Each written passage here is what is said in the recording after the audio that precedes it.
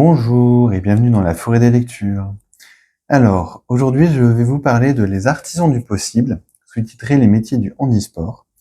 C'est un one-shot sorti aux éditions Akata à l'occasion des Jeux Olympiques de Paris, du coup en 2024. Et c'est un recueil d'histoires courtes qui parle bien sûr de handisport en se basant sur différents sportifs japonais et surtout des personnes qui les ont aidés. En fait, c'est un manga qui parle du handisport par un prisme, je trouve, à la fois original et à la fois très pertinent, parce qu'on n'en parle pas beaucoup. Déjà du handisport, on n'en parle vraiment pas beaucoup. Et en plus, de l'ordre souvent de l'étonnement ou du performatif.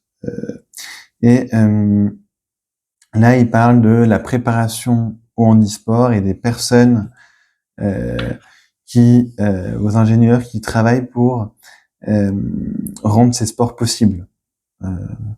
Et du coup, on va avoir différents artisans qui vont être mis en avant et qui vont aussi permettre de mettre en avant des sports différents. Donc là, on l'a dans le sommaire, comme le ski en fauteuil, les coureurs pour les non-voyants, malvoyants, les tapeurs en piscine, les orthoprothésistes, pour j'ai un trou de mémoire, oui bien sûr pour le saut en hauteur, et les ingénieurs de fauteuils de course. Du coup, on a avec un dessin qui est classique, pas fou, mais qui est assez efficace pour. Je trouve pas beau et très. C'est un peu du baba en termes de narration en manga et de mise en page, mais ça fait son office en fait. C'est assez efficace pour rendre l'histoire à la fois limpide, dense et prenante sans en faire des caisses. Donc le ton est toujours assez juste et j'ai bien aimé cet aspect-là. Même si quand on ouvre le bouquin, c'est pas attirant. Et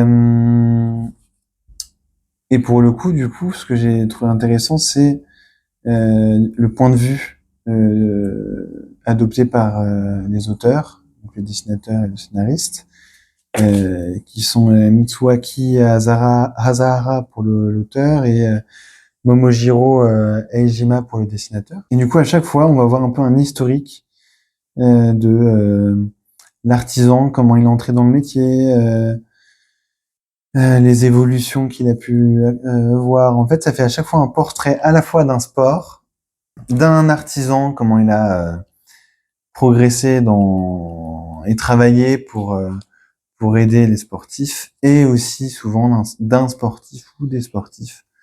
Et on voit vraiment qu'il y a une relation qui se crée entre les artisans et les sportifs.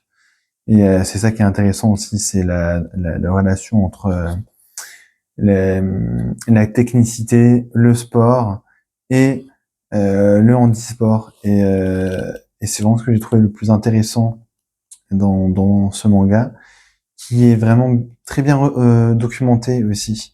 On peut le voir, entre chaque histoire, il y a une ou plusieurs pages qui expliquent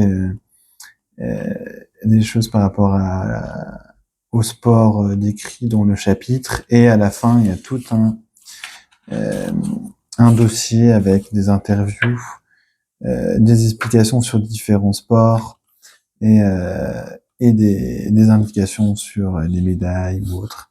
Et c'est vraiment très intéressant. Donc c'est vraiment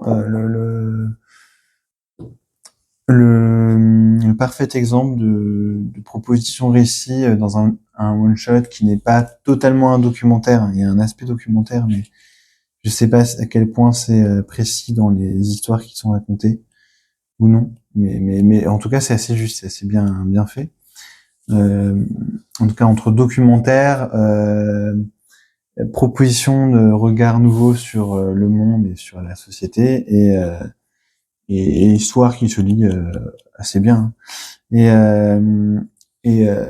Akata ne sort plus beaucoup, plus tant que ça en tout cas, ou alors je passe un peu à côté, de livres, de mangas documentaires sous cette forme-là.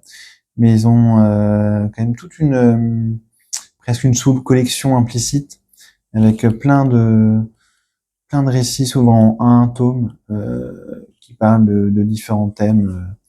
Et faudrait que j'en parle une fois un jour, mais je trouve que cette collection est pas assez mise en avant et est vraiment intéressante. Parce qu'elle parle souvent de thèmes atypiques et avec un côté presque engagé, militant derrière de la part de l'éditeur. Et, euh, et voilà, donc je peux que recommander ce manga qui permet un peu de se cultiver de manière légère et de mettre en avant quand même toute une technicité et plein d'éléments qu'on n'a pas conscience quand on est en dehors de ce milieu.